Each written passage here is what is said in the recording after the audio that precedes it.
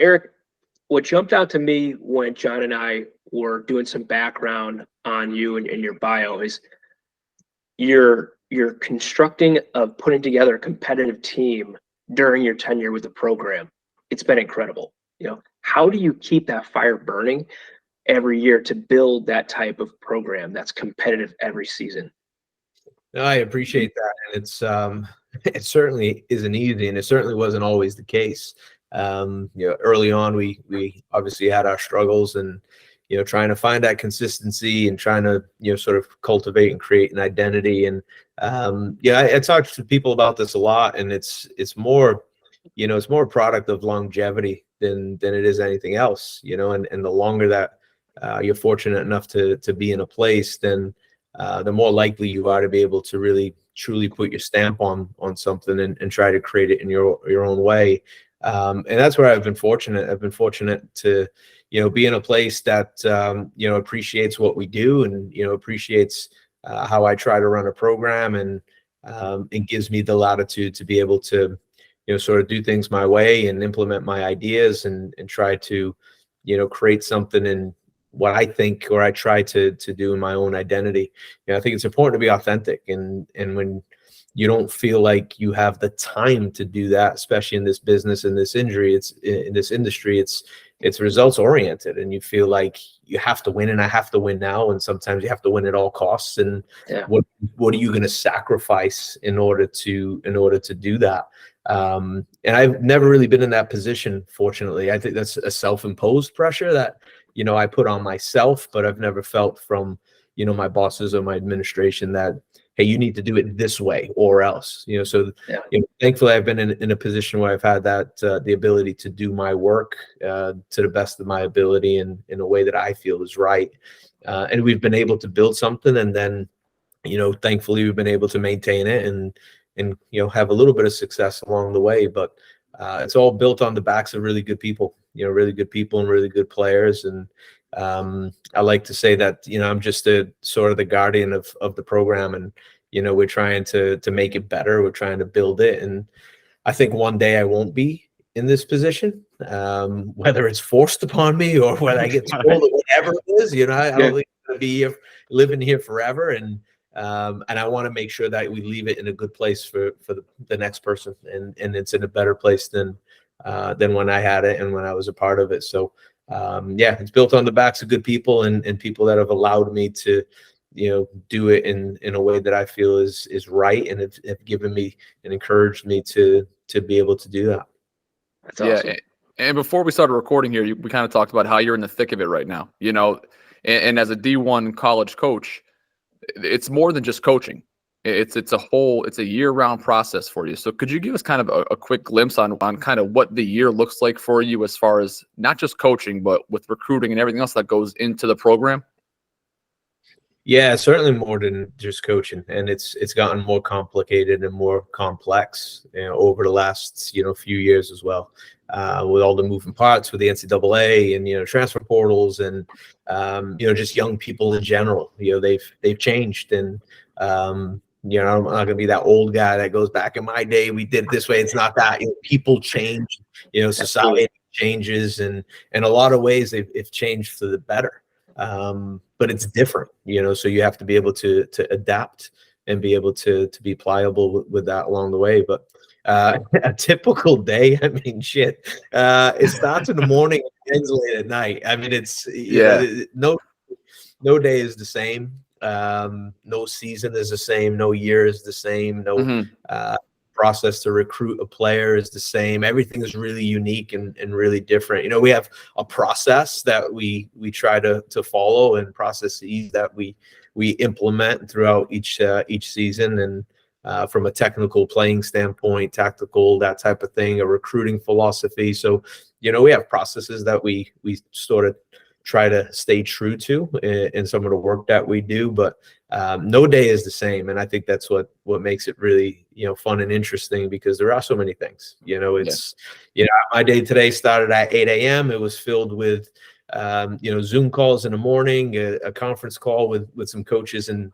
the early morning, and then a staff meeting, and then individual meetings with my team from about 11 a.m. to about 2:30, and then pick up my son from school, drop him off, go to practice, coach a youth team, 2 youth teams back to back, covering for another guy, and now I'm sitting here with you guys. So, and then when we're done, it'll be on the computer and trying to get prepared for another conference call that we have tomorrow with the league office. So there's a little bit of everything, and in every little moment in between there is checking an email, returning a phone call to a recruit, watching a video.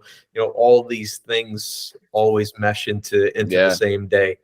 And we have a to-do list in the office, and we come in, and my assistant is really great with that with me, because he knows I chase butterflies sometimes, and I'll go off to that and get involved in something else. And he's like, "Coach, man, we got these 19 things that we have to do today," and they're all really different.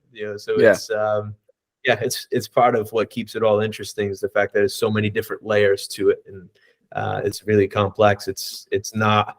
We bring a lot of young coaches into my staff pretty often, and that's something that I take pride in, is that we bring some young guys in, and then we help them move on and make a career of it. And the first thing I tell them all the time is, if you got into this because you want to coach the game, this is the wrong business for you, because that's such a small percentage of what we actually do.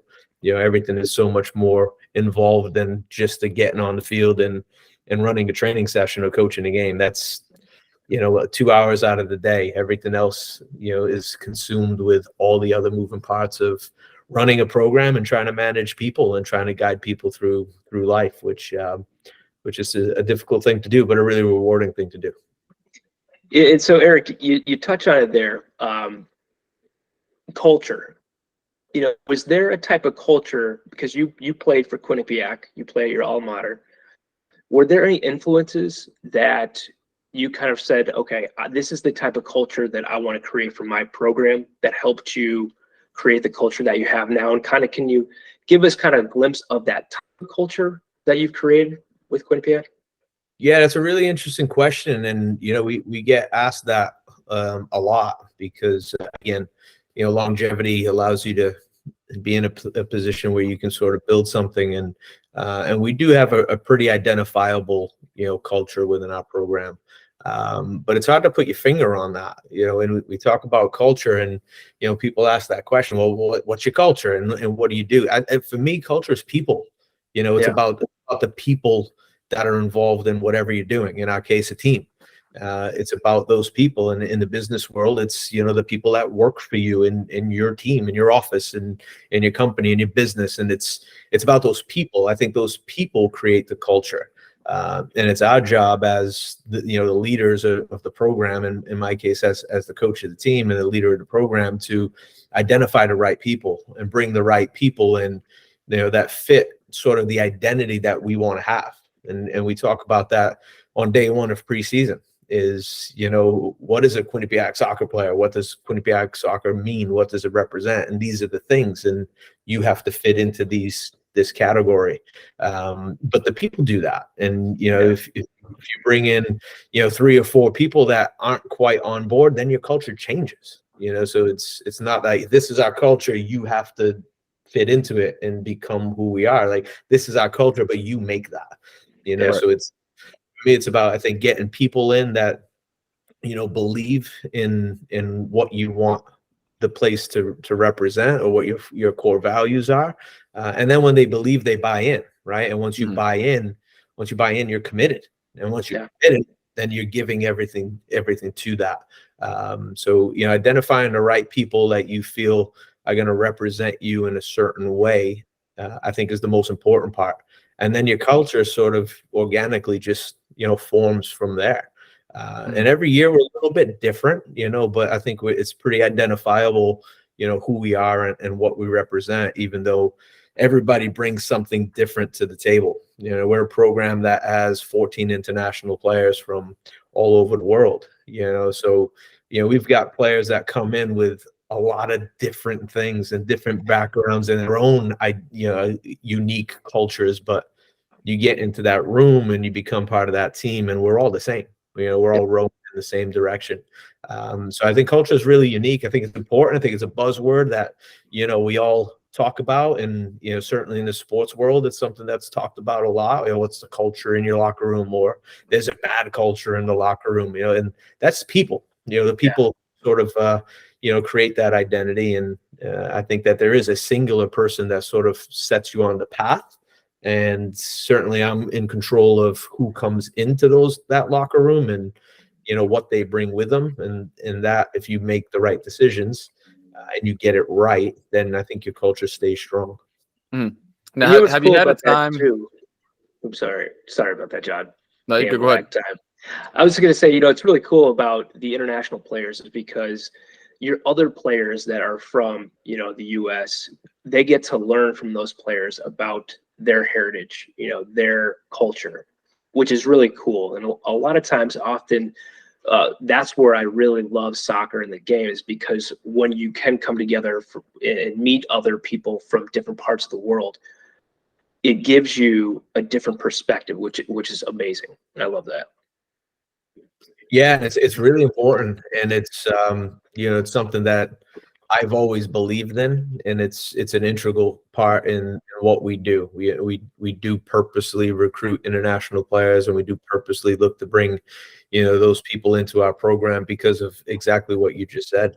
I think it's part of that process of growing as a human being, is being exposed to and open to other cultures, other people, other backgrounds, other religions, other ethnicities. I think that's so important in the world that we live in now. And now more than ever, I think we see the detrimental impacts of that, with things that go on in our country and across the world. I mean, you turn on the TV for 20 minutes and you realize how depressing the world is. And, and a lot of it is sometimes because of just narrow-mindedness, so we try to make it a point to bring that in, because the international guys bring in all of their shared ideas and backgrounds and cultures, but the Americans do that too. A player from Miami is different than a player from New Hampshire, and is different from that kid from Texas, so they bring their own unique identity to it as well. But we all have a shared purpose, and that purpose is the game. And, we have shared goals, and when you're able to melt all those together, it's really special, and it really makes for a special environment, and, a great place to grow. Yeah, and when you're going about recruiting these international players, when you first started doing that, was there a learning curve for you on how to do that, how to approach it, how to communicate, find the key things that they find interesting in your program? What was the kind of learning curve there for you, specifically with the international players? It was brutal. 20 years ago, it was absolutely brutal. Trying to make a phone call on an international line.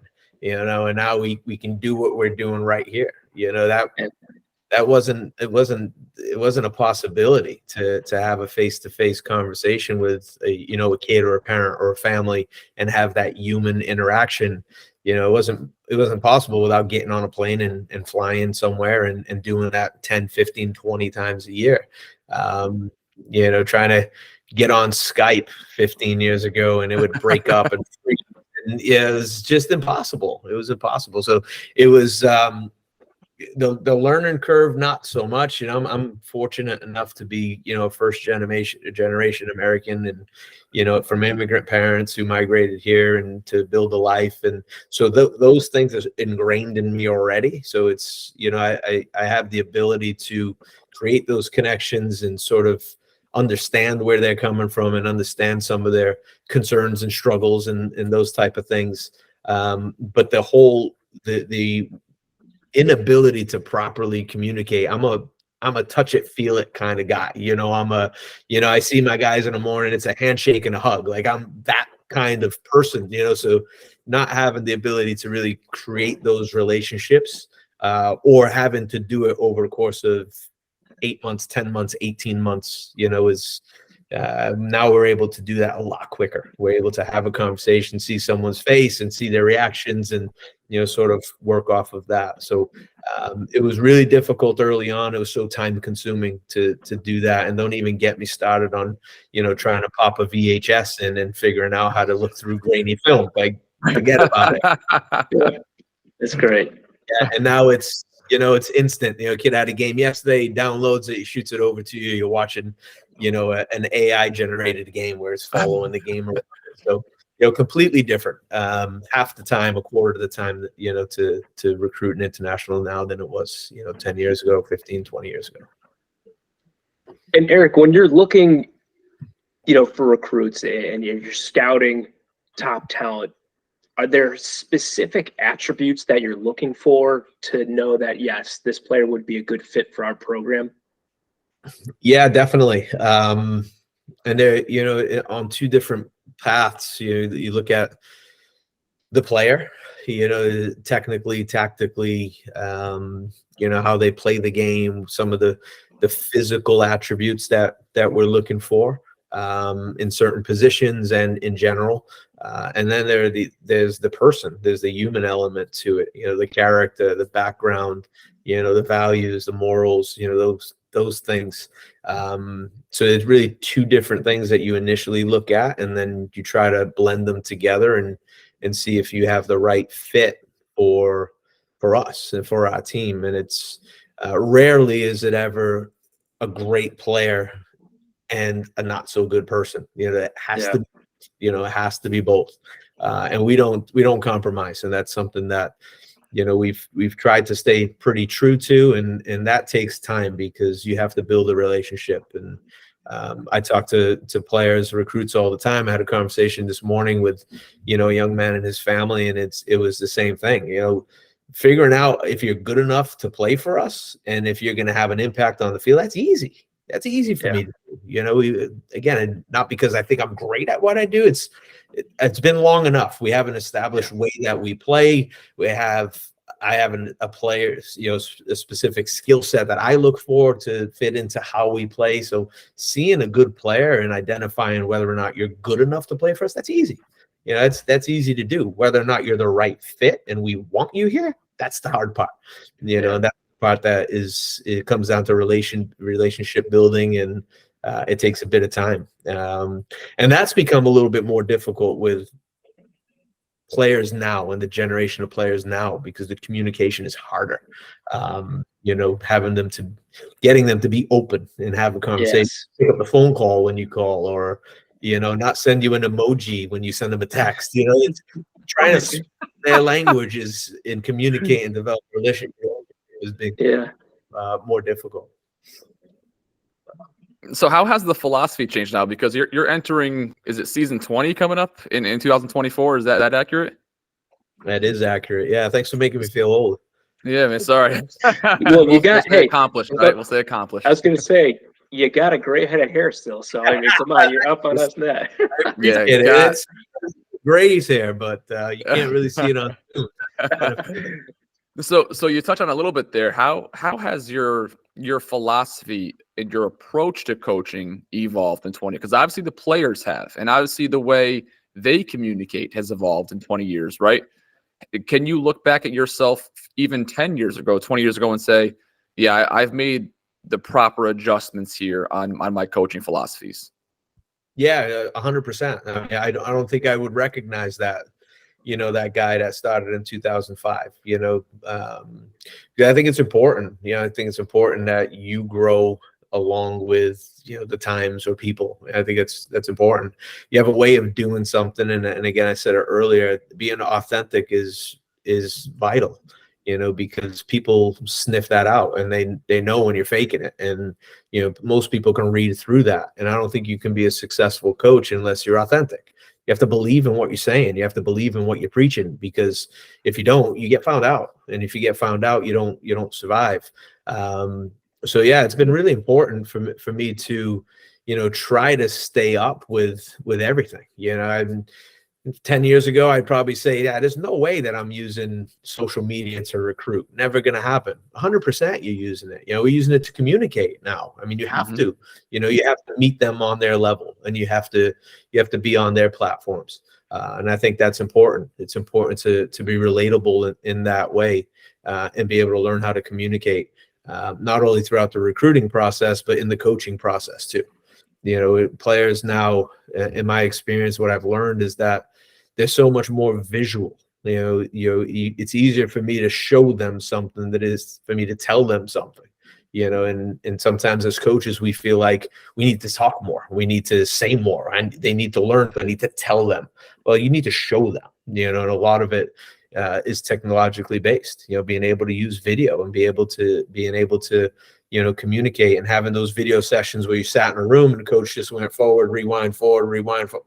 Those days are gone. Yeah. You can't hold their attention for that long. So it's more about, all right, maybe we send them the clips, and then we sit down with them after and review some of them. So things have to change in terms of your approach and how you try to communicate or deliver your message, because how they're receiving the message is different as well. And if you don't evolve, become a dinosaur. And if you become a dinosaur, things pass you by. And thankfully, after 20 years, I don't feel like I'm a dinosaur. And so I try to stay up with it. Having a 12-year-old helps, because you can learn all these new slangs and innuendos that they use that make no sense, but that's how they speak. So you got to try to figure it out. Now, has there been any challenging season where perhaps it was injuries or some other circumstances that the season didn't go according to plan, but without that season, it probably would have made you a better coach? Did you maybe have any of those seasons where you're like, man, that was such a tough season, but I'm very grateful for that experience? Yeah, we've had a ton. Yeah, we've had a ton of seasons where, we've had 1-win seasons, we've had missed the playoff seasons, we've had, go undefeated at home for 30-game seasons. So wow. we've had a little bit of everything. And I use the catchphrase a lot, or the slogan a lot, that you never lose, you either win or you learn. And I think that's important. You win, and sometimes winning masks a lot of things and makes things seem better than they are. And losing does the same. Sometimes losing makes you feel like things are really worse than they actually are. And I think everything's kind of in the middle, and if you learn how to win and you take the positives from that, which obviously there are many, but then you learn from your losses, then you don't actually ever really lose. You're always moving forward, you're always growing, and I think if in life, nothing stands still, right? You're either moving forward or you're getting left behind, and essentially you're moving backwards in that case, but nothing ever stands still. So yeah, we've had a lot of seasons that, have been, turning points or pivotal points for me. And a lot of times that just, it either makes you reinvent yourself, or it makes you, sort of relook at some of the things that you've done. In winning seasons have done that too. We've gone through, most recently, this season wasn't great for us. And we missed the playoffs again this season. And that's something that was coming off of a season where we won everything. We won the postseason. We beat nationally ranked teams, and we had a great season.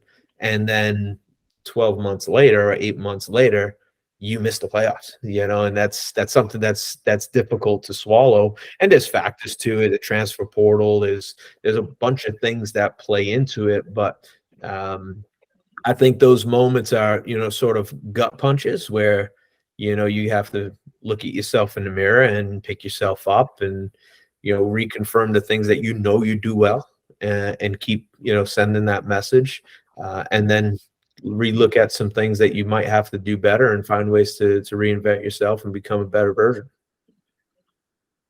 Yeah, you mentioned there talking about, beating ranked teams, like having all these highs, having all these lows. You have all these, emotions that go on in a soccer field, right? What I want to talk to you now about is off the soccer field, and in soccer night in Newtown. Okay, this when I saw this was incredible to me. I'd love to hear you explain kind of what soccer night in Newtown is, how it came to be, and just I'm sure the immense amount of pride you have in it. Yeah, and it's even talking about it now, and you mention it, and you kind of get a chill and some goosebumps. It was such a crazy moment, and crazy period in time where, it's one of those things that you just never forget. And, it came about, I think I was sitting there watching the news and, trying to wrap my head around what actually happened and the gravity of it, and, being pissed off and, all these emotions at the same time. And a friend of mine who, we were acquaintances at the time. We became better friends over the years because of this. He went to Quinnipiac as well. Man by the name of Chris Canetti, and he actually played baseball at Quinnipiac. But he was the president of the Houston Dynamo in the MLS, and he's also a Connecticut native. And out of the blue, I get a text from him, and hey, can you give me a call? Like, I just want to talk to you about what's going on up there right now. I need to give him a call, and it's just all feeling the same way, pissed off, frustrated, upset. And then it immediately turned to, all right, what can we do? What can we do to try to help? What can we do to, we're not going to fix this thing. We're not going to fix what happened. We can try to advocate, and, obviously things have been going on since, and tragedies keep happening since. And I won't get into the whole political part of it, but at that point it was, all right, what can we do? How can we leverage our position in where we are, and him in the MLS and me at Quinnipiac in Connecticut, and how can we use our contacts to try to help and make a difference? And we wanted to do that through sport, through soccer. Connecticut Football Club, which is the club that I still work for and I worked for at the time, we had a lot of kids from Newtown, that were in our program and on our teams. And, you're making calls and are you okay? What's going on? How's it impacting you? How can we help? And, we just said, we want to try to make a difference. How can we use soccer to try to, at least for a brief moment, help people, not forget? Because you never forget. To this day, I still don't forget, and it's so real and vivid in my mind. But how do you try to bring some normalcy into that community in a really abnormal and evil time? How do you try to shed some light? So we tried to find a way, something that started off really small. How can we set up a clinic? Can we do something where we just find a space and invite kids, whoever wants to come play. Let's kick the ball around. Let's, try to help in any way we can. And as a parent at the time as well, is, how do you have that conversation with a kid? How do you help a kid understand this? And we're like, all right, how can we make that kid feel like a kid? And how can you help that parent for a small portion of time, not have to try to have that conversation, is let their kid go be a kid. So it started off that way, and it grew and it snowballed, and which was great because so many people wanted to help. And, with Chris and his contacts in the MLS, he pitched an idea out to some of the local MLS clubs, the Revolution and the Red Bull at the time. And then, the league office got wind of it, and they go, wait a minute, we want to do something too. How can we help? And, they sort of then took it from there and said, all right, we're going to utilize all of our resources, and we're going to try to make this a real thing. But we want to make it just about the community and just about those people, so we didn't want press. We didn't want any of that. We just wanted to set up an event where people would come, and there were a couple of celebrity players that we asked to be involved, and they immediately said, yes, I'll be there. What do you need from me? And it grew to, I think, every big player at the time in the MLS was there. Former national team players, Kobe Jones and Alexi Lalas and Mike Burns and Landon Donovan, and on and on and on and on. Everybody wanted to be a part of it. And it just, when you look at the list of people that were here and wanted to be a part of it, I mean, it might have been one of the biggest, celebrity soccer events that happened in a long time. And it didn't come with any of that glitz and glamour. It was just about those people. It was about those kids. It was about that community, and how can we use the sport that we love, and how can we leverage our positions in the sport to try to give back to that community, and at least give them a brief moment of just happiness and joy, and not live the life that they were all living at the time. So I'm really proud of obviously what it turned out to be. But it was really born from just an idea of two guys that wanted to help, and then wanted to do something, and then really seeing how much care and love and outpouring of support that there was for so many other people that made it just such a special event and something that, hopefully everybody had a positive experience with. It's amazing. I mean, just to bring some joy, and their attention off of that tragedy. I mean, Yeah. that's amazing. And for all those players that wanted to be a part of something special, I mean, that just speaks to their character and yours as well, and still kind of staying with the off the field stuff, but this has impacts on the field as well. In our preparation for the episode, we're looking at your coaching staff, and something that jumped out to us was the clinical sports psychologist that you have on your staff. I believe her name's Devin Markle. How has she impacted your program? Because, I mean, I don't know if you had that when you were playing for Quinnipiac. I certainly didn't have that. So just kind of seeing how that has impacted your program. Yeah, it's been massive. And, it was a position that was created 3 years ago through the athletic department. So she works with all of our sports. And we're obviously, privileged enough to have access to her. And, she comes from a sports psychology standpoint, so more of a performance-based approach, but also, the clinical side of it as well, which we both know that they go hand in hand. The two are married to one another. But she's been massive. To be completely honest with you, it's too big of a job for just her. She's managing, I think we're at 22 programs and 400, student athletes. And, Wow. The undertaking of that kind of job is massive.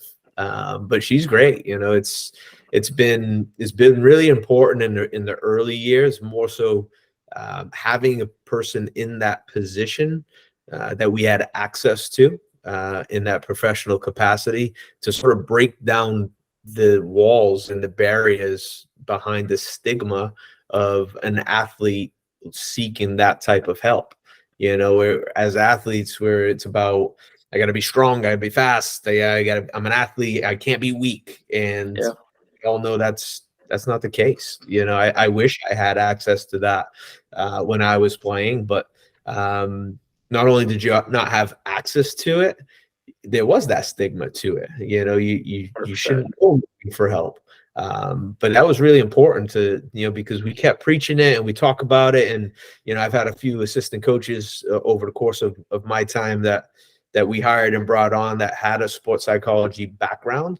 They were able to, parlay that into what we do on a daily basis, and they were able to help. But to have, someone who that's their only job and that's, her undertaking has been really important, because we need it. Players need it, people need it now, and having the ability to have that outlet and being able to use it, whether you go in from a performance standpoint at first and it evolves into other things or vice versa.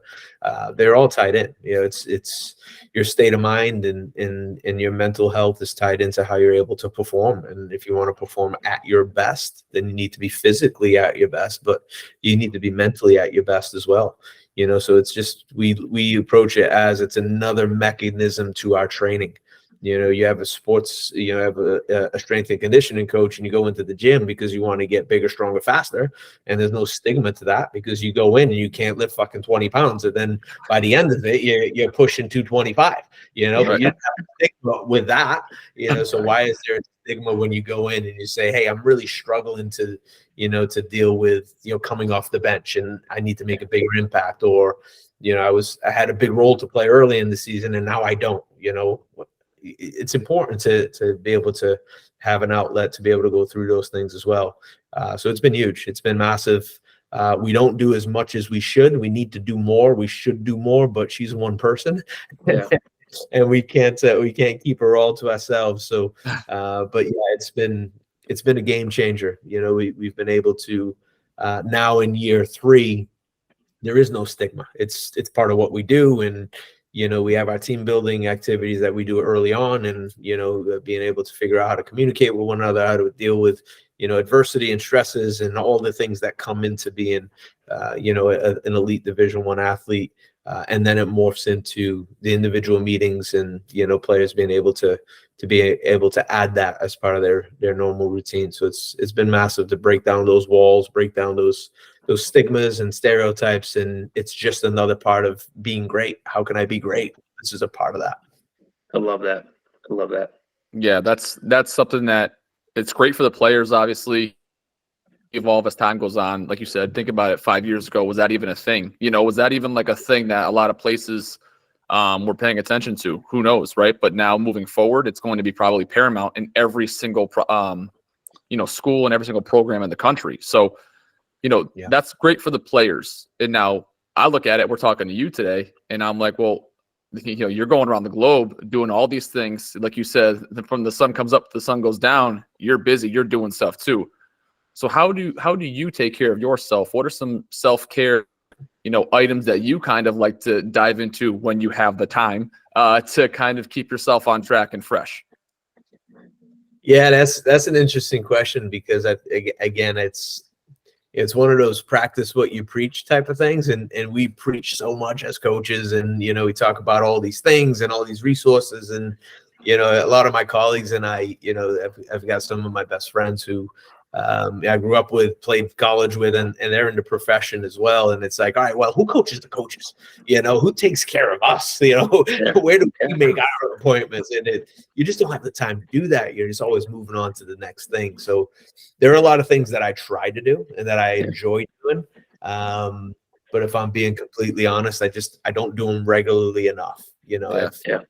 I got into reading for a while, and it's like, all right, I'm gonna read a little bit every night or whatever. And you start to do that, which I love doing it. I don't do it consistently enough. We got the Peloton, and I love it. I love when I get on the Peloton, I feel great. I don't do it consistently enough. I just sit in the sauna and take 30 minutes and kind of just sweat it out. That I love it. Don't do it consistently enough. So there are things that I enjoy doing. Mm-hmm. But regrettably, I'm pretty bad at being able to go, okay, me first. I'm going to do this because I need these 30 minutes to do whatever. You're on to the next thing, and you're trying to do stuff for other people, and I think it's really important. Self-care is important. I get it. I know that. I feel good when I do it, but sometimes you just put yourself second, and you put others first. The thing that I probably do most consistently is, and sometimes I just want to be a homebody, so it's about family. And you get Saturday night off, and it's, hey, let's go to dinner, let's go do this. And I'm like, let's just sit on the couch.